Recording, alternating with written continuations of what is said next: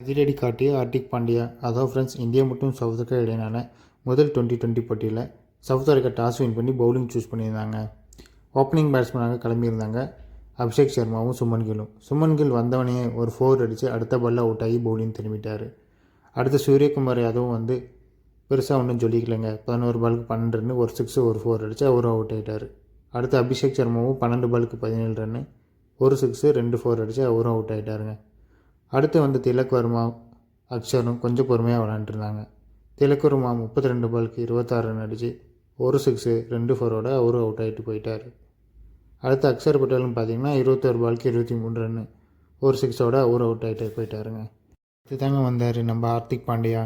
ஆசிய கோப்பையில் இன்ஜுரி ஆகி வெளியே போயிருந்தார். இப்போ ஒரு அதிரடி கம்பேக் கொடுத்துருக்காருங்க. இவர் தான் இந்தியாவை ஒரு சரிவிலேருந்து மீட்டார்னு சொல்லணும். 28 பாலுக்கு 59 ரன்னுங்க, 4 6 6 4 அடித்து விளாசி விட்டுட்டார். இவர் தான் இந்தியாவோட ஸ்கோர் ஏற்றுறதுக்கு மெயின் காரணமாக இருந்தார். அடுத்து சிம்பவும் தூபாவை 11 ரன் அடித்து அவரும் அவுட் ஆகி போயிட்டார். தித்திக் சர்மா கடைசி வரை அவுட் ஆகாமல் இருந்து 5 பாலுக்கு 10 ரன் ஒரு 6ஓட போயிட்டார். ஹார்திக் பாண்டியா 59 ரன் குவிச்சு இந்தியா ஸ்கோரு 175 ஆக உயர ஒரு மெயின் காரணமாக இருந்தாருங்க. இதனால் சவுத் ஆஃப்ரிக்காவுக்கு 176 ரன்கள் அடித்தால் வெற்றி என்ற இலக்கு நிர்ணயிக்கப்பட்டதுங்க.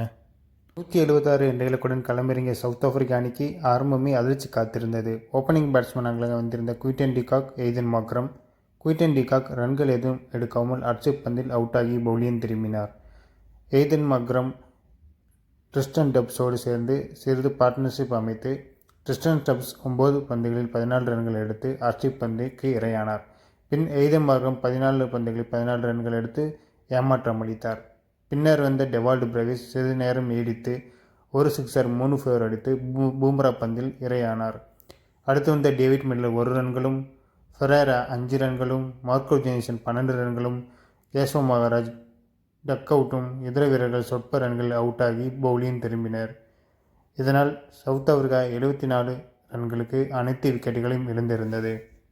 இந்நிலையில் 101 ரன்கள் வித்தியாசத்தில் இந்தியா சவுத் ஆஃப்ரிக்காவை வீழ்த்தி தொடரில் முன்னிலை வைக்கிறது. இந்திய தரப்பில் ஹர்ஷ்தீப் சிங், பூம்ரா, அக்சர் பட்டேல், வருண் சக்கரவர்த்தி ஆகியோர் 2 விக்கெட்டுகளும், சிவம் தூபே, ஹார்திக் பாண்டியா தலா 1 விக்கெட்டுகளும் கைப்பற்றினர். ஃப்ரெண்ட்ஸ், இந்த மேட்சை பற்றி நீங்கள் என்ன நினைக்கிறீங்க? சஞ்சு சாம்சனை பெஞ்சிங் பண்ணியிருக்காங்க, அதை பற்றி நீங்கள் நினைக்கிறீங்கன்னு கீழே கமெண்ட் பண்ணுங்கள். மறக்காமல் நம்ம சேனலை சப்ஸ்கிரைப் பண்ணிக்கோங்க. இன்னொரு வீடியோவில் சந்திக்கலாம். பாய்.